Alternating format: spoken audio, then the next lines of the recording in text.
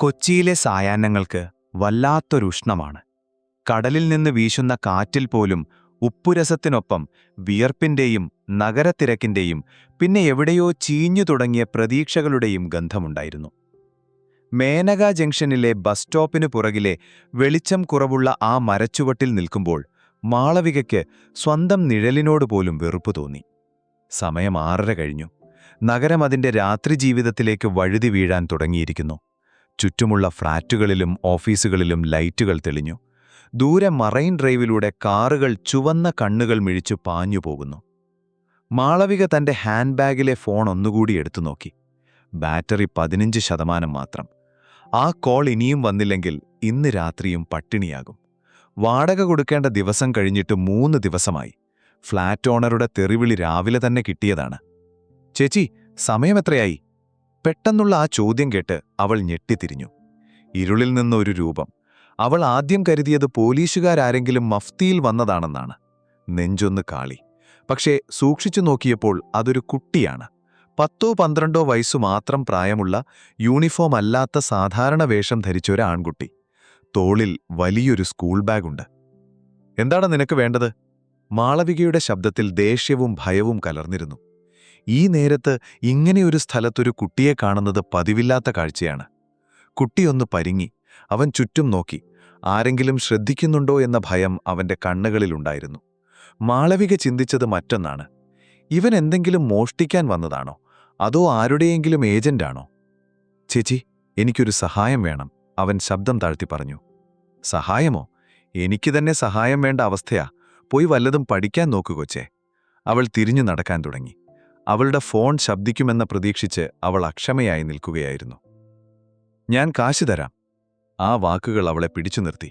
അവൾ മെല്ലെ തിരിഞ്ഞു. ആ കുട്ടി തന്റെ പാന്റിന്റെ പോക്കറ്റിൽ നിന്നൊരുപിടി നോട്ടുകൾ എടുത്തു. എല്ലാം 500-ന്റെയും 1000-ന്റെയും നോട്ടുകൾ.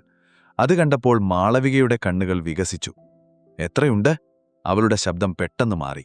അതിലിപ്പോൾ ദേഷ്യമില്ല, മറിച്ച് അത്യാർത്ഥിയുടെ നേരിയ വിറയലുണ്ട്. 5000 രൂപ, കുട്ടി പറഞ്ഞു. എനിക്ക് 2 മണിക്കൂർ മതി. എന്റെ കൂടെ വരണം. മാളവികയുടെ ഉള്ളിലൂടെ ഒരു മിന്നൽ പിണർ പാഞ്ഞുപോയി. 5000 രൂപ, 2 മണിക്കൂർ. സാധാരണ കിട്ടുന്നതിന്റെ ഇരട്ടിയിലും കൂടുതൽ. പക്ഷേ ഇവനോ? അവൾ ആ കുട്ടിയെ അടിമുടി നോക്കി. മെലിഞ്ഞ ശരീരം, എണ്ണമയമുള്ള മുടി, കണ്ണുകളിൽ വല്ലാത്തൊരു തിളക്കം. അവൾക്ക് അറപ്പ് തോന്നി. ഈ പ്രായത്തിൽ തന്നെ ഇവനൊക്കെ വഴിതെറ്റിയല്ലോ എന്നൊരു പുച്ഛം. ഇക്കാലത്തെ പിള്ളേർക്ക് ഫോണും ഇന്റർനെറ്റും കിട്ടിയാൽ പിന്നെ എന്തുമാവാമെന്നായിരിക്കുന്നു.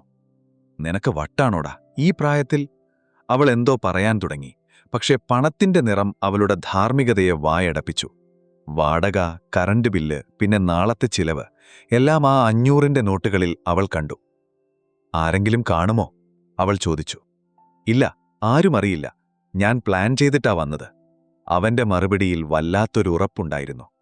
മാളവികയുടെ ഉള്ളിലെ അമ്മ മനസ്സെവിടെയോ ഒന്ന് പിടഞ്ഞു. പക്ഷെ അവൾ അതിനെ ചവിട്ടിത്താഴ്ത്തി. വിശപ്പിനും കടബാധ്യതയ്ക്കും മുന്നിൽ എന്ത് ധാർമ്മികത? ശരി, അവൾ ചുറ്റും നോക്കി. വേഗം നടക്ക്, ഇവിടെ നിൽക്കുന്നത് പന്തിയില്ല. അവർ നടന്നു തുടങ്ങി. നഗരത്തിന്റെ നിയോൺ വെളിച്ചം അവരുടെ മേൽ വീണു. ഒരു വേശ്യയും ഒരു ബാലനും. കാണുന്നവർക്ക് അത് ചേച്ചിയും അനിയനുമാണെന്നേ തോന്നൂ. പക്ഷേ ആ ബന്ധത്തിന്റെ ഉള്ളിലെ അഴുക്കോർത്ത് മാളവികയ്ക്ക് സ്വന്തം ശരീരത്തോട് വെറുപ്പ് തോന്നി. തിരക്കൊഴിഞ്ഞ ഒരു ഓട്ടോ സ്റ്റാൻഡിനു പുറകിലെ ഇരുണ്ട കോണിൽ അവരെത്തി. അവൾ അപ്പോഴും ഫോണിൽ നോക്കുന്നുണ്ടായിരുന്നു. റെഗുലർ ക്ലയന്റ് വിളിച്ചാൽ ഈ ഡീൽ ഒഴിവാക്കാമെന്നൊരു ചിന്ത അവൾക്കുണ്ടായിരുന്നു. ഒരു കൊച്ചുകുട്ടിയുടെ കൂടെ. അത് ഓർക്കുമ്പോൾ തന്നെ അവൾക്ക് ഓക്കാനം വരുന്നുണ്ടായിരുന്നു. വാ, വണ്ടി വിളിക്കാം, അവൾ പറഞ്ഞു. നിൽക്ക്. കുട്ടി തന്റെ തോളിലെ ബാഗ് താഴെ വെച്ചു. ഇനിയൊരു കണ്ടീഷൻ കൂടിയുണ്ട്. ഇനി എന്ത് കണ്ടീഷൻ? വേഗം കാര്യം പറഞ്ഞു പോവാൻ നോക്ക്. എനിക്ക് വേറെ പണിയുള്ളതാ. കുട്ടി ബാഗിന്റെ സിപ്പ് തുറന്നു. അതിൽ നിന്നൊരു പൊതിയെടുത്തു. പഴയ പത്രക്കടലാസിൽ പൊതിഞ്ഞ എന്തോ ഒന്ന്. അവനത് അവളുടെ നേരെ നീട്ടി. ഇതുടുക്കണം. ഇതെന്താ? അവൾ സംശയത്തോടെ ആ പൊതി വാങ്ങി. അവളത് തുറന്നു. മങ്ങിയ വെളുത്ത നിറമുള്ള പച്ചക്കരയുള്ള ഒരു പഴയ സാരി. അത് തുറന്നപ്പോൾ കർപ്പൂരത്തിന്റെയും പഴയ അലമാരയുടെയും ഒപ്പം വാടിയ പൂക്കളുടെയും ഒരു ഗന്ധം അവിടെ പരന്നു. മാളവിക അത്ഭുതത്തോടെയും അതിലേറെ അവിശ്വസനീയതയോടെയും അവനെ നോക്കി. സാരിയോ? എനിക്ക് സാരി ഉടുക്കാൻ അറിയില്ല. മാത്രമല്ല, ഇങ്ങനത്തെ പഴയ സാരി ഉടുത്ത് എന്റെ കൂടെ വരാനാണോ നിന്റെ പ്ലാൻ? നിനക്കെന്താ വട്ടാണോടാ? അവൾക്ക് ദേഷ്യം വന്നു. ഈ മോഡേൺ ഡ്രസ് ഇട്ടാ പോരെ? നിനക്ക് വേണ്ടതെന്റെ ശരീരമല്ലേ? അതിന് സാരി വേണമെന്നെന്താ നിർബന്ധം? കുട്ടിയുടെ മുഖം വാടി. പക്ഷെ അവൻ പിന്മാറാൻ തയ്യാറായില്ല. പറ്റില്ല, ഈ സാരി തന്നെ ഉടുക്കണം, എങ്കിലേ ഞാൻ കാശ് തരൂ. മാളവികയുടെ ഉള്ളിലൂടെ ഒരു മിന്നൽ പിണർ പാഞ്ഞുപോയി. ഇവൻ വെറുമൊരു കുട്ടിയല്ല, ഇവൻ എന്തൊക്കെയോ വൈകൃതങ്ങളുണ്ട്. ചിലർക്ക് ടീച്ചറെ പോലെ വേഷം കെട്ടുന്നത് ഇഷ്ടമാണ്, ചിലർക്ക് നഴ്സിനെ പോലെ. ഇവന് ചിലപ്പോൾ പഴയ സിനിമയിലെ നായികമാരെ പോലെ അണിഞ്ഞൊരുങ്ങി കാണാനായിരിക്കും ഇഷ്ടം. കൊച്ചുകുട്ടികളുടെ മനസ്സിൽ പോലും ഇത്രയും വിഷം കുത്തിവെക്കുന്നത് ആരാണ്? അവൾക്ക് ആ സാരി നിലത്തിട്ട് ചവിട്ടി അരയ്ക്കണമെന്ന് തോന്നി. പക്ഷേ കയ്യിലിരിക്കുന്ന 5000 രൂപയുടെ കനം അവളെ തടുത്തു. ശരി, അവൾ പല്ലെറുമിക്കൊണ്ട് പറഞ്ഞു. പക്ഷേ എനിക്ക് ഉടുക്കാൻ സ്ഥലം വേണം. അവിടെ ഒരു പേ ആൻഡ് യൂസ് ടോയ്ലറ്റ് ഉണ്ട്, കുട്ടി ചൂണ്ടിക്കാണിച്ചു. വൃത്തിഹീനമായ ആ മുറിയിൽ വെച്ച് തന്റെ ജീൻസും ടോപ്പും അഴിച്ചുമാറ്റി ആ പഴയ സാരി ഉടുക്കുമ്പോൾ അവൾക്ക് ശ്വാസം മുട്ടുന്നുണ്ടായിരുന്നു. ആ സാരിക്ക് വല്ലാത്തൊരു ഭാരമുണ്ടായിരുന്നു. നൂലുകൾക്ക് പരുക്കൻ സ്വഭാവം. ബ്ലൗസ് അവൾക്ക് അല്പം അയഞ്ഞതായിരുന്നു. സേഫ്റ്റി പിൻ ഉപയോഗിച്ച് അവൾ അത് ശരിയാക്കി. കണ്ണാടിയിൽ നോക്കിയപ്പോൾ അവൾ ഞെട്ടിപ്പോയി. ആ മോഡേൺ യുവതി എവിടെയോ പോയി മറഞ്ഞുപോയിരിക്കുന്നു. പകരം പണ്ടെപ്പോഴോ നഷ്ടപ്പെട്ടുപോയ തറവാട്ടിലെ പെൺകുട്ടിയെപ്പോലെ ഒരാൾ തിരിച്ചു വന്നിരിക്കുന്നു. നെറ്റിയിലൊരു പൊട്ടുകൂടി തൊട്ടപ്പോൾ അവൾക്ക് അവളുടെ അമ്മയെ ഓർമ്മ വന്നു. ഛേ, അവൾ തലവെട്ടിച്ചു. ഇതൊരു വേഷം കെട്ടൽ മാത്രമാണ്. 2 മണിക്കൂർ, അത്രമാത്രം. അവൾ പുറത്തിറങ്ങി. അപ്പു അവിടെ കാത്തുനിൽക്കുകയായിരുന്നു. സാരി ഉടുത്തു വന്ന അവളെ കണ്ടപ്പോൾ അവന്റെ കണ്ണുകൾ വിടർന്നു. അവൻ ഒരടി മുന്നോട്ട് വെച്ചു. അവന്റെ ചുണ്ടുകൾ വിറയ്ക്കുന്നുണ്ടായിരുന്നു. മാളവിക വിചാരിച്ചത് തന്റെ മാറ്റം കണ്ട് അവനിലെ കാമമുണർന്നതാണെന്നാണ്. അവൾ മുഖം തിരിച്ചു. മതി നോക്കിയത്, ബാക്കി പൈസ എവിടെ? അവൾ കൈനീട്ടി. അവൻ പോക്കറ്റിൽ നിന്ന് ബാക്കി നോട്ടുകൾ കൂടി എടുത്ത് അവളുടെ കയ്യിൽ വെച്ചുകൊടുത്തു. എന്നിട്ട് പറഞ്ഞു, വാ പോകാം. ഇനി എങ്ങോട്ടാ? നേരെ വിട്ടോ, വഴി ഞാൻ പറയാം. ഒരു ഓട്ടോറിക്ഷയുടെ പിൻസീറ്റിൽ അവരിരുന്നു. ഡ്രൈവർ റിയർവ്യൂ മിററിലൂടെ അവരെ സംശയത്തോടെ നോക്കുന്നുണ്ടായിരുന്നു. സാരിയുടുത്ത ഒരു സ്ത്രീയും സ്കൂൾ കുട്ടിയും. കാണുമ്പോൾ അമ്മയും മകനുമാണെന്നേ തോന്നൂ. പക്ഷേ ആ സ്ത്രീയുടെ മുഖത്തെ അസ്വസ്ഥതയും ആ സമയം രാത്രിയാണെന്നതും ആ ഡ്രൈവറിലും സംശയം ജനിപ്പിച്ചുണ്ടാകണം. ഓട്ടോ നഗരത്തിന്റെ തിരക്കിലൂടെ പാഞ്ഞു. മാളവിക സീറ്റിന്റെ ഒരറ്റത്തേക്ക് ഒതുങ്ങിയിരുന്നു. അവളുടെ തുടയിൽ അപ്പുവിന്റെ ബാഗ് തട്ടുന്നുണ്ടായിരുന്നു. ഓരോ തവണ തട്ടുമ്പോഴും അവൾ അസ്വസ്ഥതയോടെ നീങ്ങിയിരുന്നു. ഇനി അധികം ദൂരമുണ്ടോ? അവൾ ചോദിച്ചു. ഇല്ല, എത്തി, അപ്പു പറഞ്ഞു. മാളവികയുടെ ഉള്ളിൽ ഭയം നുരഞ്ഞുപൊങ്ങി. ഇവൻ എങ്ങോട്ടാണ് കൊണ്ടുപോകുന്നത്? ഏതെങ്കിലും ലോഡ്ജിലേക്കാണോ? അതോ അവന്റെ വീട് വല്ലതും ഒഴിഞ്ഞുകിടക്കുകയാണോ? അവിടെ വേറെ ആരെങ്കിലും ഉണ്ടാകുമോ? നിന്റെ വീട്ടിൽ ആരെങ്കിലും ഉണ്ടോ? അവൾ ചോദിച്ചു. ഉണ്ട്, എല്ലാവരും ഉണ്ട്, അവൻ പറഞ്ഞു. ആ മറുപടി അവളെ കുഴപ്പിച്ചു. എല്ലാവരുമുള്ള വീട്ടിലേക്ക് ഇവൻ തന്നെ കൊണ്ടുപോകുന്നോ? ഇവന് പ്രാന്താണോ? അതോ തന്നെ അപമാനിക്കാൻ ആരെങ്കിലും കെട്ടിച്ചമച്ച നാടകമാണോ ഇത്? ഓട്ടോറിക്ഷ നഗരത്തിന്റെ തിരക്കുള്ള ഭാഗം പിന്നിട്ട് കുറച്ചുകൂടി പോഷായ ഒരു ഏരിയയിലേക്ക് കടന്നു. വലിയ വീടുകളും ഫ്ളാറ്റുകളുമുള്ള സ്ഥലം. വഴിവിളക്കുകൾക്ക് കൂടുതൽ തെളിച്ചമുള്ളതുപോലെ. ഇടയ്ക്കിടെ അപ്പു അവളെ നോക്കുന്നുണ്ടായിരുന്നു. അവൾ സാരിയുടെ മുന്താണി വിരലിലിട്ട് ചുറ്റുന്നു. ആ സാരിയുടെ ഗന്ധം ഓട്ടോയ്ക്കുള്ളിൽ നിറഞ്ഞു നിൽക്കുന്നു. അപ്പു ആഞ്ഞാഞ്ഞ് ശ്വാസം വലിക്കുന്നുണ്ടായിരുന്നു, ആ ഗന്ധം ഉള്ളിലേക്കെടുക്കാനെന്ന പോലെ. അത് കാണുമ്പോൾ മാളവികയ്ക്ക് പേടിയും അറക്കും തോന്നി. ഇവൻ വെറും കുട്ടിയല്ല, ചെകുത്താനാണ്, അവൾ മനസ്സിൽ പറഞ്ഞു. പെട്ടെന്ന് അപ്പു ഡ്രൈവറോട് പറഞ്ഞു, ചേട്ടാ, ആ വലിയ ഗേറ്റിന്റെ അവിടെ നിർത്തിയാൽ മതി. മാളവിക പുറത്തേക്ക് നോക്കി. അതൊരു ഹോട്ടലോ ലോഡ്ജോ ആയിരുന്നില്ല.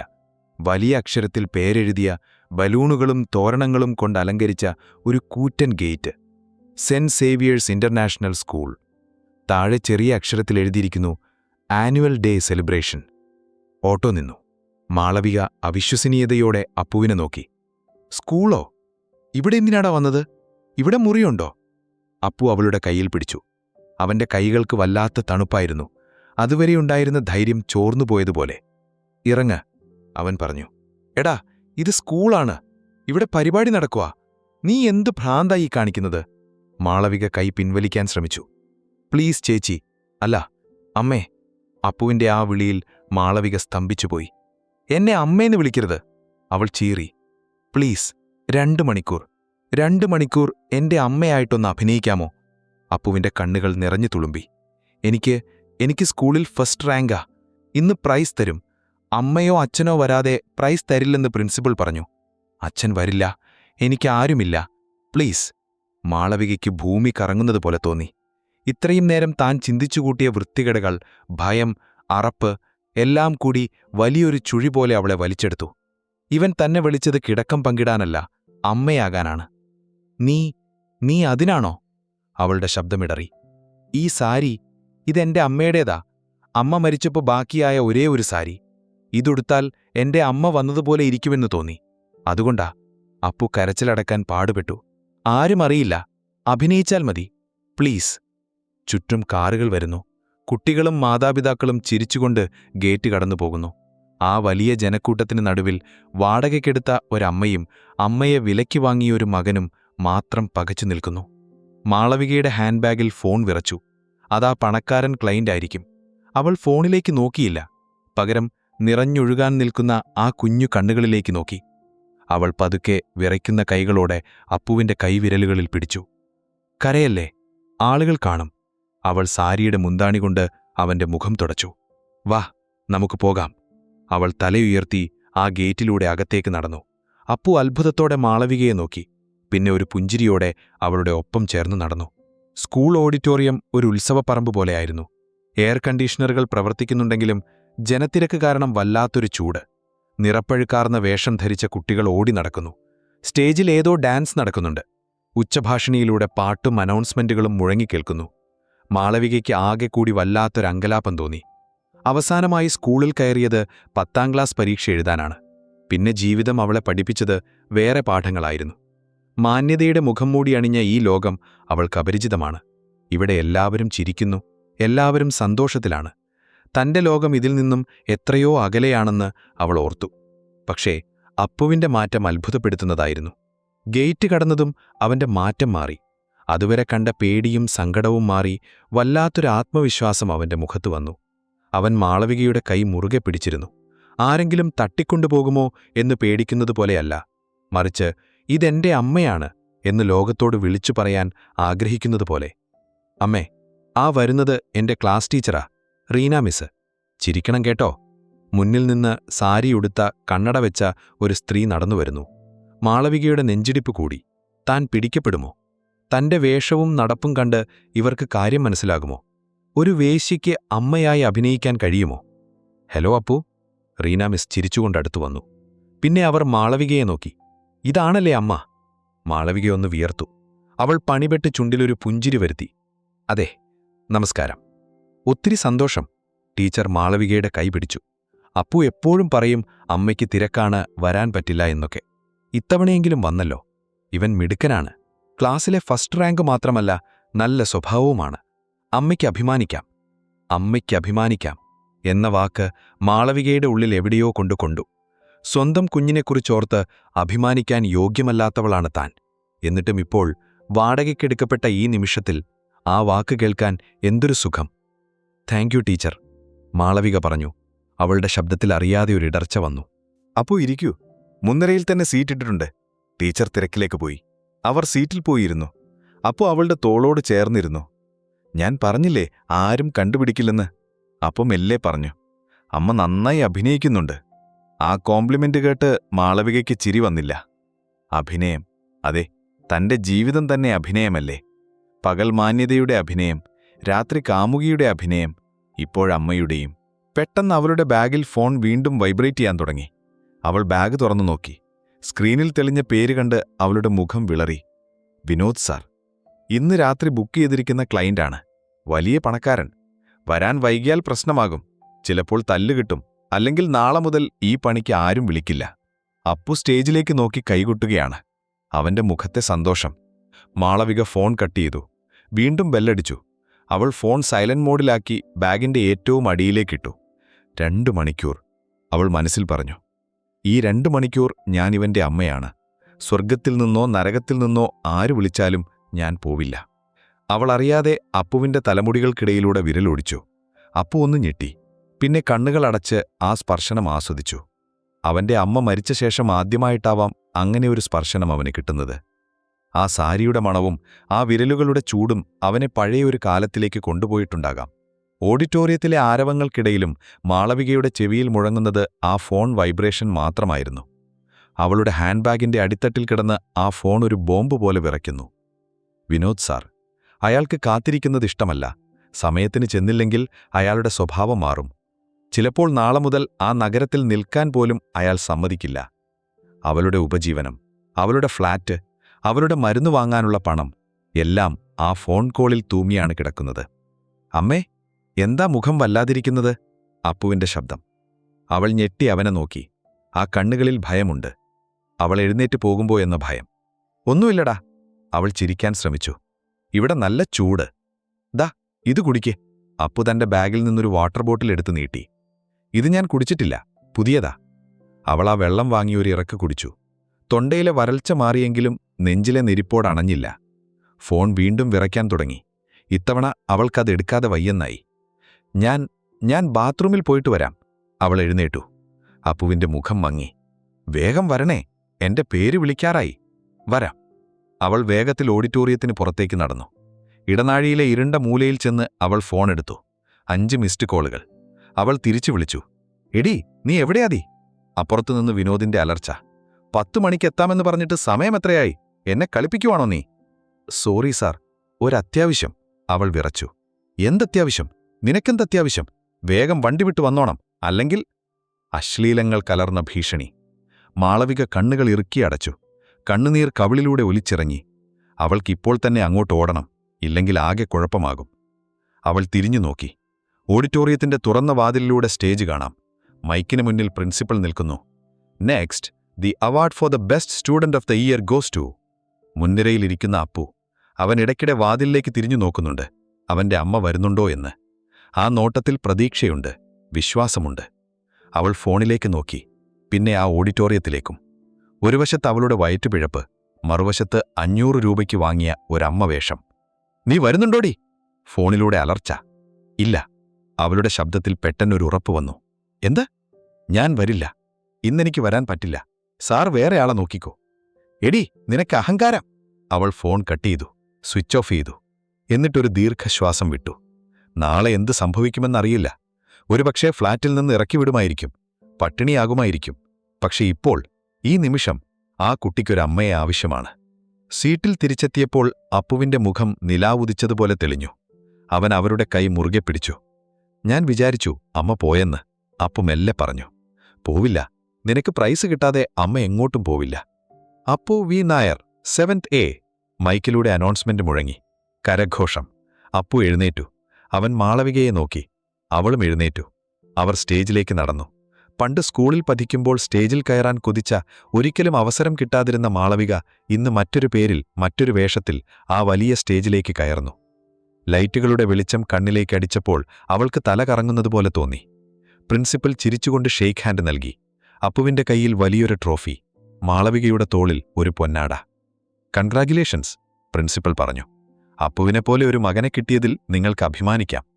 മാളവിക ഒന്ന് തൊഴുതു. വാക്കുകൾ പുറത്തു വന്നില്ല. പിന്നെ ഫോട്ടോ സെഷൻ. ക്യാമറകളുടെ ഫ്ലാഷുകൾ മിന്നി. അമ്മയും മോനും കുറച്ചുകൂടി ചേർന്ന് നിൽക്കൂ, ഫോട്ടോഗ്രാഫർ പറഞ്ഞു. മാളവിക അപ്പുവിനെ തന്നോട് ചേർത്ത് നിർത്തി. അവളുടെ സാരിത്തുമ്പ് അവന്റെ മുഖത്ത് തഴഞ്ഞി. അപ്പു തന്റെ തല അവളുടെ തോളിലേക്ക് ചായച്ചു വെച്ചു. ആ നിമിഷം, ആ ഫ്ലാഷ് മിന്നിയ നിമിഷം, സമയം നിശ്ചലമായതുപോലെ അവൾക്ക് തോന്നി. അത് വെറുമൊരു ഫോട്ടോ ആയിരുന്നില്ല. 2 അപരിചിതർ 2 മണിക്കൂർ നേരത്തേക്ക് രക്തബന്ധത്തേക്കാൾ വലിയൊരു ബന്ധത്തിലേർപ്പെട്ടതിന്റെ സാക്ഷ്യപത്രമായിരുന്നു. പെട്ടെന്ന് പ്രിൻസിപ്പൽ അപ്പുവിന്റെ കയ്യിൽ മൈക്ക് കൊടുത്തു. 2 വാക്ക് സംസാരിക്കൂ. അപ്പു മൈക്ക് വാങ്ങി. സദസ്സ് നിശബ്ദമായി. എല്ലാവർക്കും നമസ്കാരം. എനിക്ക് ഈ അവാർഡ് കിട്ടിയതിൽ സന്തോഷമുണ്ട്.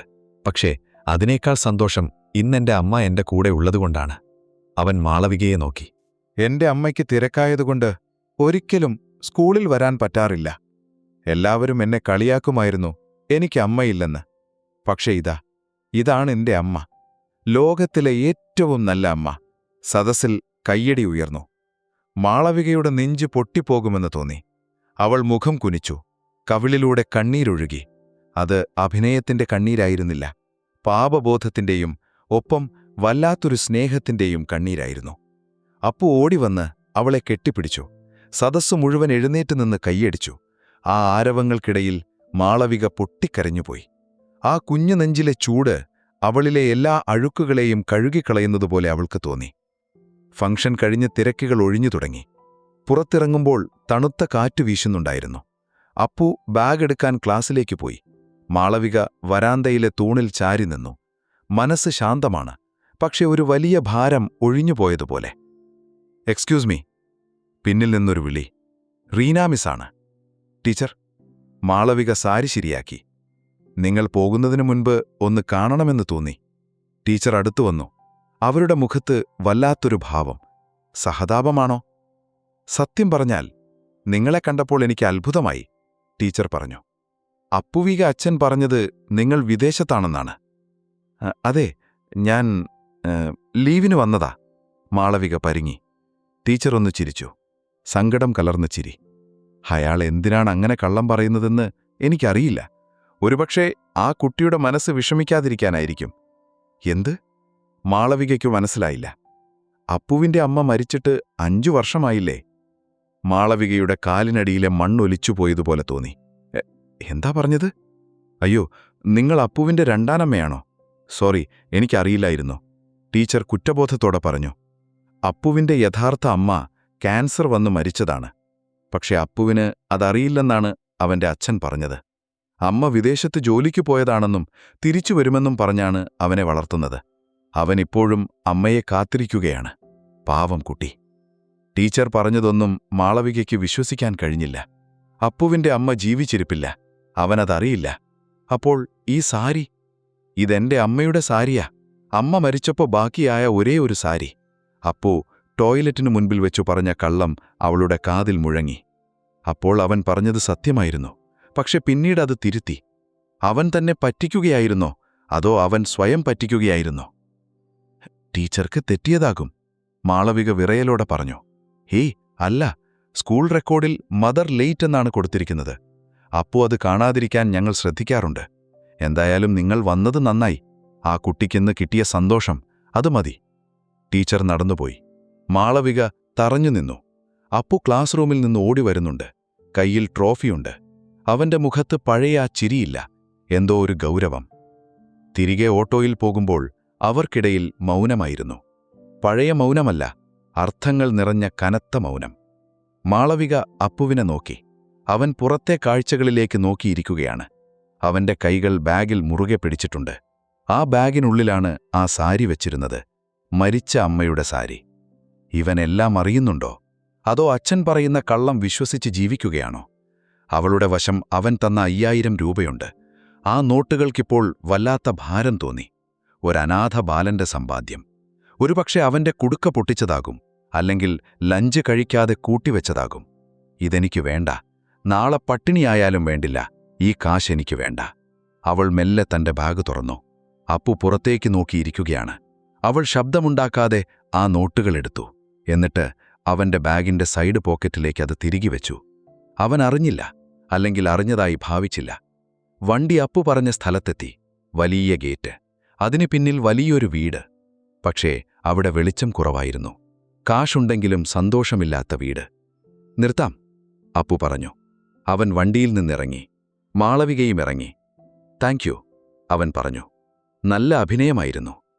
ആ വാക്കുകൾ അവളെ വേദനിപ്പിച്ചു. അപ്പു, അവൾ വിളിച്ചു. ടീച്ചർ പറഞ്ഞത്? അവൾക്കത് ചോദിക്കണോ എന്ന് സംശയമായി. വേണ്ട, അവന്റെ ഉള്ളിലെ പ്രതീക്ഷ തകർക്കണ്ട. ഒന്നുമില്ല, നന്നായി പഠിക്കണം. അവൾ തിരിഞ്ഞു നടക്കാൻ തുടങ്ങി. ചേച്ചി, അപ്പുവിന്റെ വിളി. അവൾ തിരിഞ്ഞു നോക്കി. ഗേറ്റിന്റെ അഴുകൾക്കിടയിലൂടെ അവൻ അവളെ നോക്കുന്നുണ്ട്. എനിക്കറിയാം. എന്ത്? എന്റെ അമ്മ മരിച്ചുപോയതാണെന്ന് എനിക്കറിയാം. മാളവിക സ്തംഭിച്ചുപോയി. അമ്മ മരിച്ച ദിവസം ഞാൻ അവിടെ ഉണ്ടായിരുന്നു. അച്ഛൻ വിചാരിച്ചത് ഞാൻ ഉറങ്ങുകയാണെന്ന്. അച്ഛൻ ബാത്റൂമിൽ പോയി കരയുന്നത് ഞാൻ കണ്ടതാ. പക്ഷേ അച്ഛന് സങ്കടമാകുമെന്ന് കരുതി ഞാൻ ചോദിച്ചില്ല. പിന്നെ അച്ഛൻ പറഞ്ഞു, അമ്മ ദുബൈയിൽ പോയതാണെന്നും തിരിച്ചുവരുമെന്നും പറഞ്ഞാണ് അവനെ വളർത്തുന്നത്. അവനിപ്പോഴും അമ്മയെ കാത്തിരിക്കുകയാണ്. പാവം കുട്ടി. അന്നു മിറക്കിളിന്റെ സമയത്ത് ചോദിച്ച അതേ ചിരി. അവന്റെ കണ്ണിൽ നിന്ന് ഒരു തുള്ളി നീരുറുത്തി വന്നു. അത് തുടച്ചുകളഞ്ഞ് അവൻ തുടർന്നു. വർഷങ്ങളായി ഞാൻ അഭിനയിക്കുക. പക്ഷേ സ്കൂളിൽ പിള്ളേര് കളിയാക്കുമ്പോൾ എനിക്ക് സഹിക്കാൻ പറ്റില്ല. അമ്മ വരാത്തതുകൊണ്ട് എനിക്ക് പ്രൈസ് കിട്ടില്ല എന്ന് പറഞ്ഞപ്പോൾ എനിക്ക് ആ സാരി ആരെയെങ്കിലും ഉടുപ്പിക്കണമെന്ന് തോന്നി. ചേച്ചിയെ കണ്ടപ്പോൾ എനിക്കെന്റെ അമ്മയെ ഓർമ്മ വന്നു. മാളവികയുടെ കണ്ണുകൾ നിറഞ്ഞൊഴുകി. അവൾക്കൊന്നും പറയാൻ കഴിഞ്ഞില്ല. 12 വയസ്സുകാരന്റെ മുന്നിൽ താൻ എത്ര ചെറുതായിപ്പോയി എന്നവൾ തിരിച്ചറിഞ്ഞു. അച്ഛനെ വിഷമിപ്പിക്കാതിരിക്കാൻ കള്ളം പറയുന്ന മകൻ. മകനെ വിഷമിപ്പിക്കാതിരിക്കാൻ കള്ളം പറയുന്ന അച്ഛൻ. ആ കാശ്, അവൻ പറഞ്ഞു. അത് ചേച്ചി എടുത്തോ. ബാഗിൽ വെച്ചത് ഞാൻ കണ്ടു. എനിക്ക് വേണ്ട. ചേച്ചിക്ക് അത്യാവശ്യമാണെന്ന് എനിക്കറിയാം. അപ്പോ അവൾ ഓടിച്ചെന്ന അഴുകൾക്കിടയിലൂടെ അവന്റെ കൈ പിടിച്ചു. നീ തങ്കമാണ്. ഇനി എപ്പോഴെങ്കിലും കാണുമോ? അവൻ ചോദിച്ചു. കാണും, ഉറപ്പായും കാണും. ഇനി സ്കൂളിൽ ആരെങ്കിലും അമ്മയില്ലെന്ന് പറഞ്ഞ് കളിയാക്കിയാൽ പറയണം. അമ്മ വരും, ഞാൻ വരും. അവൻ തലയാട്ടി. എന്നിട്ട് ഇരുളിലേക്ക് നടന്നു മറഞ്ഞു. മാളവിക ആ ഗേറ്റിനു മുന്നിൽ കുറച്ചുനേരം കൂടി നിന്നു. പിന്നെ തിരിഞ്ഞു നടന്നു. നഗരം അപ്പോഴും ഉണർന്നിരിക്കുകയായിരുന്നു. അവളുടെ ഫോൺ സ്വിച്ച് ഓഫാണ്. പോക്കറ്റിൽ പണമില്ല. നാളത്തെ ദിവസം അനിശ്ചിതത്വത്തിലാണ്. പക്ഷേ അവളുടെ തോളിൽ ആ സാരി കിടന്ന സ്ഥലത്ത് ഇപ്പോഴും ഒരു ചൂടുണ്ട്. അമ്മയുടെ ചൂട്. അത് മതിയായിരുന്നോ അവൾക്ക് ആ രാത്രി അതിജീവിക്കാൻ? കാറ്റിലെവിടെ നിന്നോ ലാവെൻഡറിന്റെയും കർപ്പൂരത്തിന്റെയും ഗന്ധം ഒഴുകിവന്നു.